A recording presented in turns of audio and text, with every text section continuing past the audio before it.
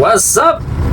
Welcome back mga ka-Gym 5. Kumusta? Sana ay nasa maging ayos ang lahat ating mga kababayan ngayon. Saan tayo sa iba't ibang panig ng mundo. Ay talaga naman Ngayon, nag-re-resume na naman ang hearing ng Quadcom. Ang Quadcom sana ay pinagpatuloy yung investigation about the AGK war on drugs and from former administration, from the past administration, especially former President Rodrigo Duterte. Talaga naman, ayan.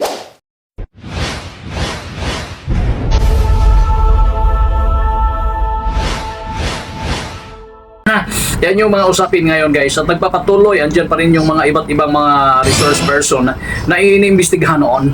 Akala ko nagtatapos na yon at hindi pa pala, Hindi pa pala. I think ang pugo, yung pugo, yung mga illegal gambling, lalong-lalo na yung pugo, yun ata ang mukhang tapos na, umabot na sa korte ngayon yan.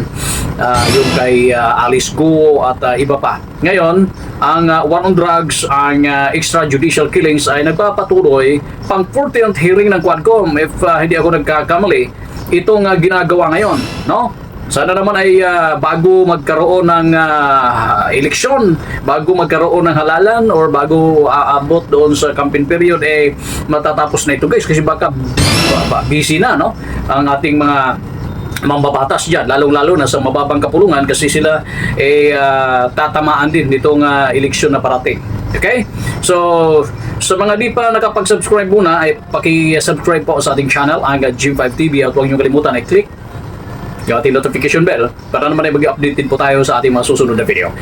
Okay? So ito, guys, ipaparinig natin sa inyo yung mga usapin na kung saan ay nagbibigay daan sa karagdagang investigasyon, lalong-lalo na yung patungkol sa TARA system. Stability, Napag-usapan na ito noon Inamin naman ng former commissioners natin dito, si former Commissioner Faeldon and La Peña about the TARA, at alam nila yon. So gaano po ba ito kalawak, itong sinasabing lagayan system dito sa BOC? Sabihin ko ng lagayan system para para po mas malinaw sa mga nakikinig sa atin. Kasi magkaiba may dalawang definition kasi ang TARA, So, Commissioner, gaano kalawak ang TARA system dito sa BOC? Kasi inamin nyo, meron nung panahon ninyo. So hanggang saan ba yan? Umaabot ba yan hanggang sa inyo? Yung mga lagayan system na yan. So ganun din po yung tanong ko kay Commissioner, former Commissioner La Peña. Yung last question, ma'am, hindi po umabot sa akin. Pero gaano kalawak, I believe malawak po. Kasi so, kumpirmado ni Commissioner Faeldon ang TARA system na yan, At titingnan natin kung ano pang magiging epekto nito investigation. Kaya haba-haba na diba? Although meron ng mga usapin na nakikita nating umuusad ang magandang epekto ng investigasyon ng Quadcom. Diba? Pero hindi pa naman lahat. Ito, gaya nito, nagpapatuloy, gaya nito, ay andyan pa rin. Ang atin ay makukuha at talagang lilitaw ang katotohanan ukol dito. Ito, ipagpatuloy pa natin. Bila ko lang ng premise, ma'am, para makita nyo how big the TARA system is at gaano siya ka-prevalent. For my first 6 months, I asked the 12,000 importers and brokers to submit to us list of BOC officials that received TARA. I think until today, wala pang nagsasubmit. So it's a tango. Sayaw to ng dalawa. That's why nakakatakot, mami, kasi walang willing na magreklamong importer and broker. So that's why this TARA system continues to exist. Sige, putulin ko po kayo doon, Siyempre po, walang magsasabi ng gano'n dahil magkakadamayan yung nagbibigay ng TARA at tumatanggap ng lagay. So, pero kayo po as responsible, most responsible po sa BOC, na kayo yung chair o commissioner, chief commissioner, kayo yung meron dapat na initiative na dapat na mag-imbestiga. Kasi hindi nyo pwedeng sabihin na kahit na alam nyo yan, tapos yung broker, sila mismo ang tatanungin ninyo. Di ba? Dapat, dahil meron din naman kayo sigurong alam sa intelligence, dapat kayo po yung nag-iimbestiga. So hindi nyo po pwedeng ipaubaya doon sa mga broker or doon sa mga nagbibigay ng tara. Tama po ba ako? Kayo yung command responsibility doon eh. Kayo yung may command doon sa PNC. Yes, ma'am. Sir Tama Chair. po. Nag-imbestiga ako during my time. That's why I delisted more than 4,000 importers and brokers.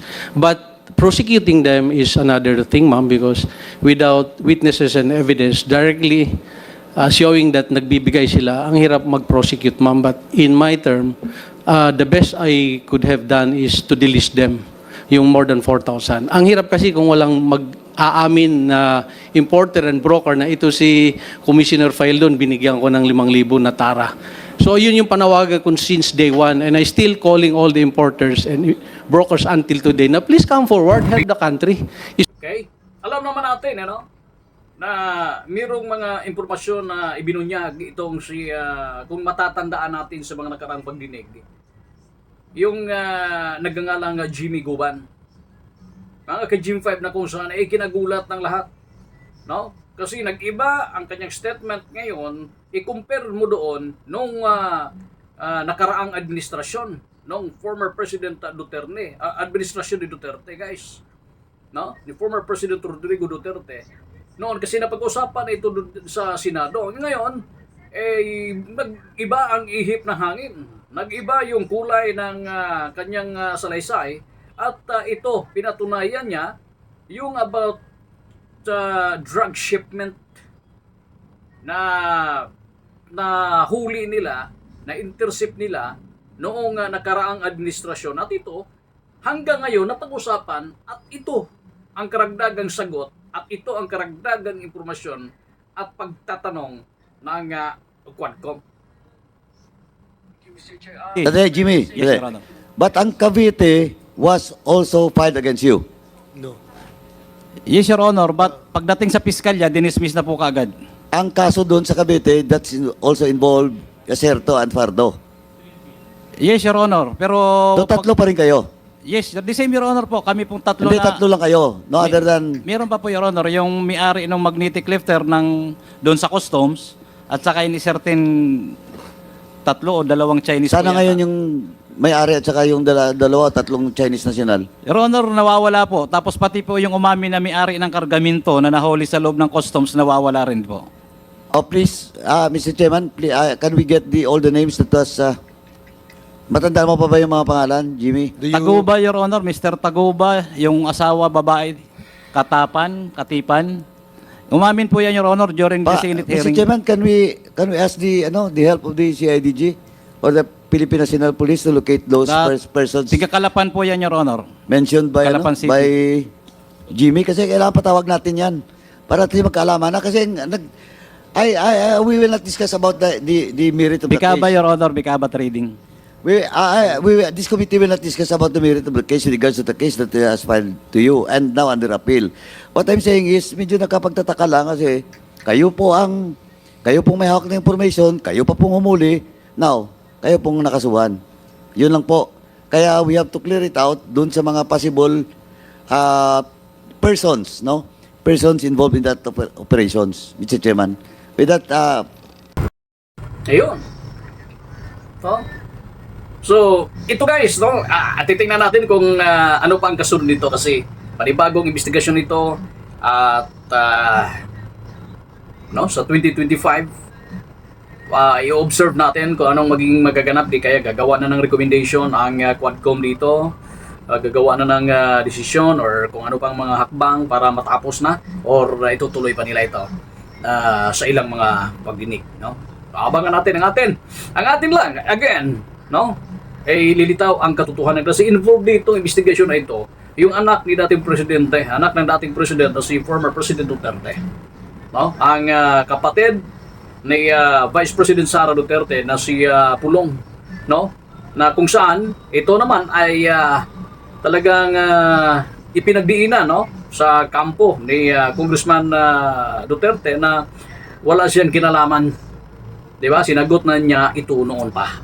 At kaya ngayon aabangan natin kung ano ang magiging resulta nito pagdating ng mga araw, no? Pagdating ng panahon, kasi ang atin lang na mga talagang kung ano talaga yung katotohanan, yan ang mananaig at makuha ng taong bayan. Hanggang sa muli po, hanggang sa susunod na naman sa again, bago tayo magtapos, sa mga di pa nakapag-subscribe, please subscribe po sa ating channel, ang Jim 5 TV. Maraming salamat at mabuhay ang buong Pilipinas!